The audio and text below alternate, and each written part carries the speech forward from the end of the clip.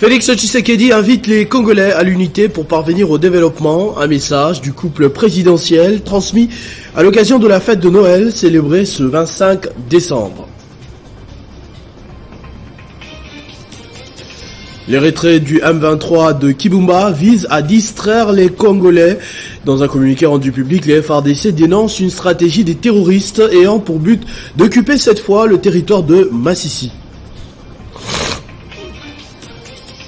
En culture, c'est aujourd'hui que va se produire l'artiste congolais Héritier Watanabe au stade de Martyrs. Un concert qui est attendu par les mélomanes et soutenu par les plus grands noms de la musique congolaise.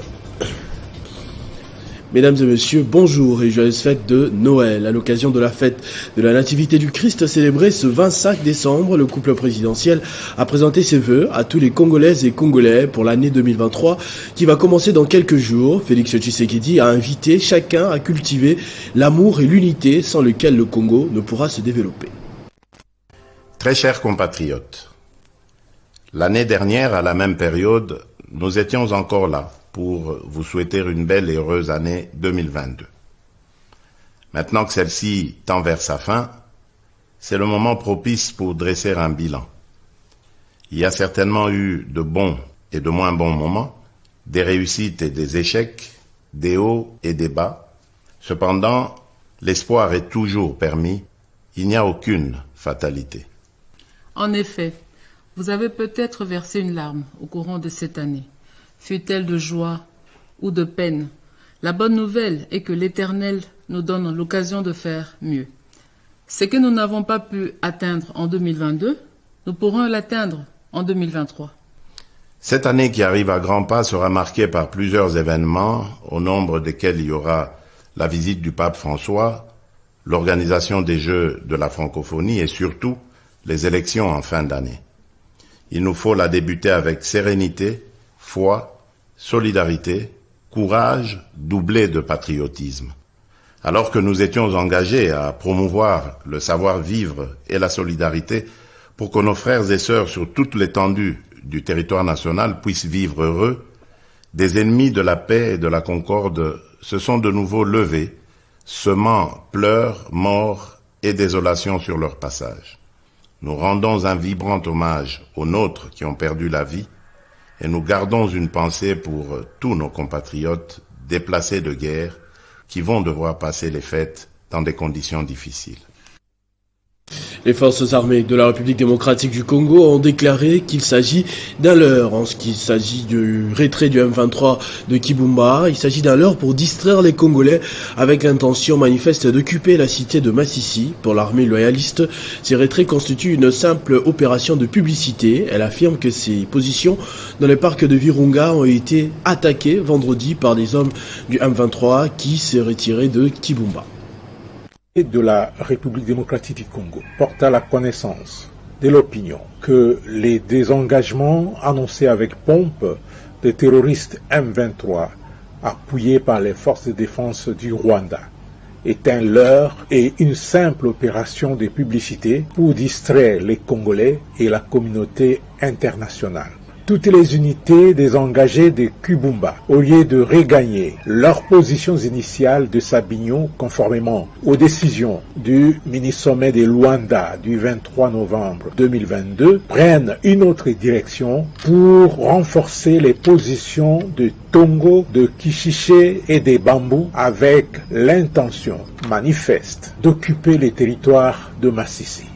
Les affrontements qui ont lieu depuis les après-midi de vendredi 23 décembre 2022 entre les FARDC et les terroristes M23 RDF dans le parc national de Virunga entre Tongo et Sake derrière les volcans de Nyamuragira démontrent clairement l'intention des terroristes M23 RDF de contourner nos positions en vue de s'emparer de la cité de Sake située à une trentaine de kilomètres à l'ouest de la ville de Goma. La même manœuvre est observée du côté de Kishiché et de Bambou pour s'emparer de Nyanzale, Kibirizi et Kichanga. les forces armées de la République démocratique du Congo, tout en dénonçant l'attitude hypocrite des terroristes M23 RDF, restent déterminés à défendre l'intégrité territoriale de notre pays. Les forces armées de la République démocratique du Congo attirent l'attention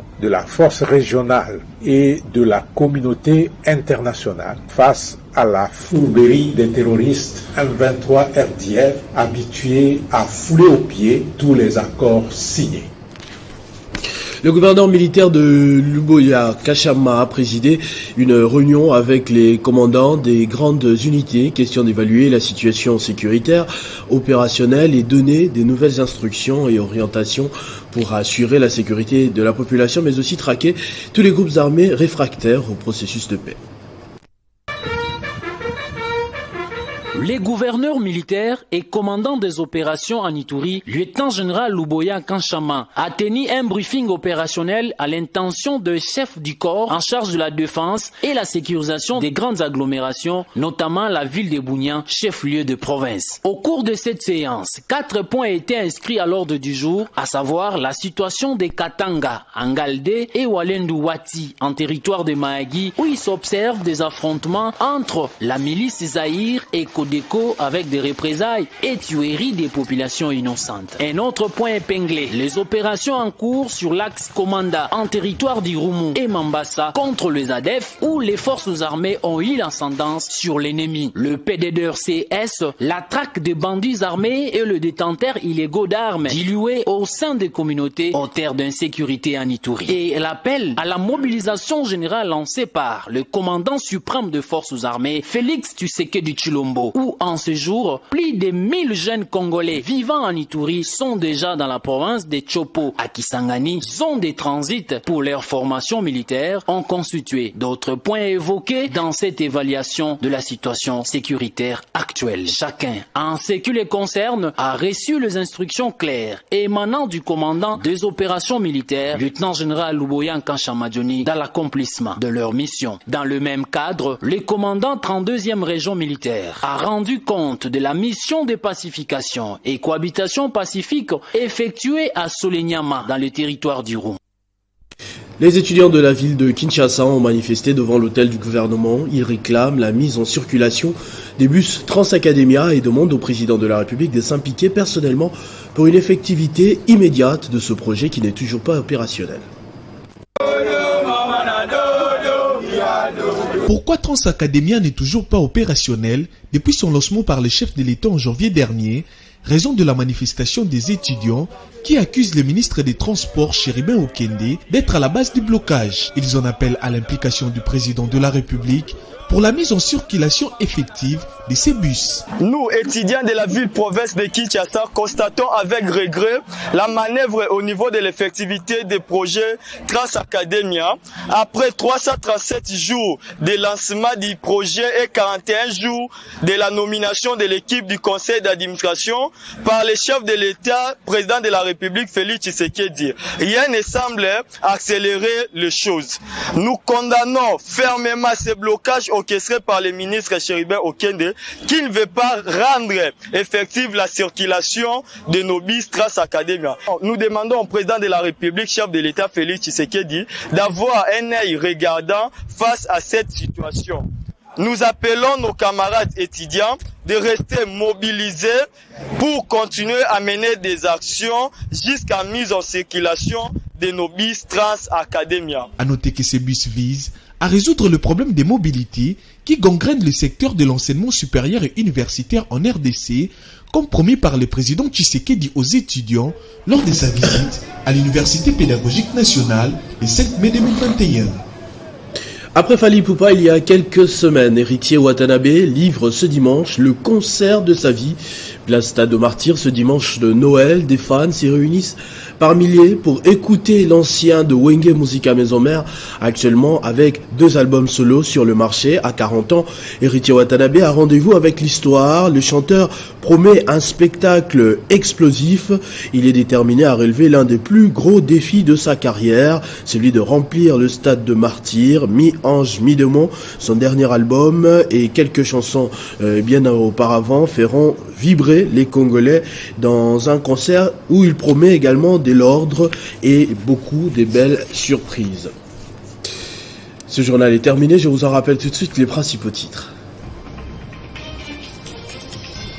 Félix Tshisekedi invite les Congolais à l'unité pour parvenir au développement. Un message du couple présidentiel transmis à l'occasion de la fête de Noël célébrée ce 25 décembre. Les retraits du M23 de Kibumba visent à distraire les Congolais. Dans un communiqué rendu public, les FARDC dénoncent une stratégie des terroristes ayant pour but d'occuper cette fois les territoires de Masisi. En culture, c'est aujourd'hui qu'il va se produire l'artiste congolais Héritier Watanabe au stade de Martyrs. Un concert attendu par ses mélomanes et soutenu par les plus grands noms de la musique congolaise. À tous et à toutes, merci de votre attention soutenue, merci de rester fidèles au programme de votre chaîne Télé 50. Joyeuse fête de Noël de la part de toute l'équipe, les caméramens, les techniciens et les journalistes des Télé 50 et bien sûr de notre directeur général Jean-Marie Kassamba. Vivez heureux, vivez 100 ans, mesdames et messieurs.